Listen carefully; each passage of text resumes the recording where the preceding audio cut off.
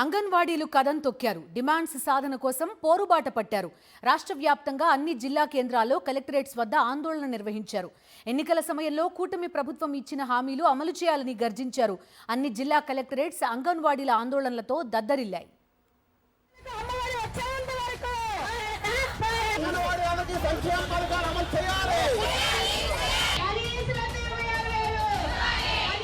ఎన్నికల ముందు హామీ ఇచ్చినట్టుగా మేనిఫెస్టోలో చెప్పినట్టుగా తమ సమస్యలు పరిష్కరించాలని కోరుతూ అంగన్వాడీలు పెద్ద ఎత్తున రాష్ట్ర వ్యాప్తంగా ఆందోళన చేపట్టారు.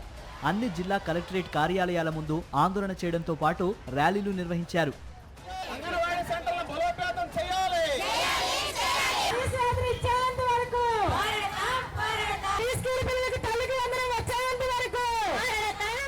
గతంలో అంగన్వాడీలు సమ్మె చేసిన సందర్భంలో కూటమి పార్టీల నేతలు ఆయా అంగన్వాడీల సమ్మె శిబిరాల వద్దకు వెళ్లి మద్దతిచ్చారు.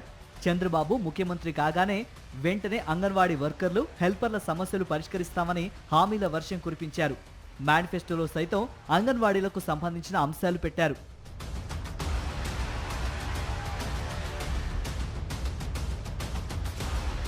కూటమి ప్రభుత్వం ఏర్పడి 18 నెలల కాలం గడిచిపోయింది. ఈ 18 నెలల పాటు తమ డిమాండ్లను అంగన్వాడీలు వినిపిస్తూనే ఉన్నారు. కార్మిక చట్టాల ప్రకారం 26,000 రూపాయల కనీస వేతనం ఇవ్వాలని డిమాండ్ చేశారు. వైఎస్ జగన్ ప్రభుత్వ హయాంలో అంగన్వాడీ వర్కర్స్, హెల్పర్స్ కి అమ్మఒడి ఆర్థిక సాయం అమలయ్యేది. కూటమి ప్రభుత్వం అధికారంలోకి వచ్చిన తర్వాత అమ్మఒడి పేరును తల్లికి వందనంగా మార్చి చాలా మందికి ఆర్థిక సాయం ఆపేశారు.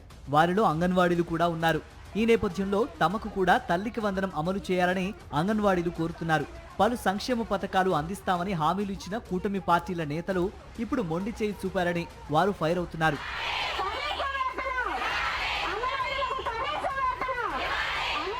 కూటమి ప్రభుత్వం అధికారంలోకి వచ్చిన తర్వాత తమపై రాజకీయ కక్ష సాధింపులు పెరిగాయని అంగన్వాడీలు వాపోతున్నారు.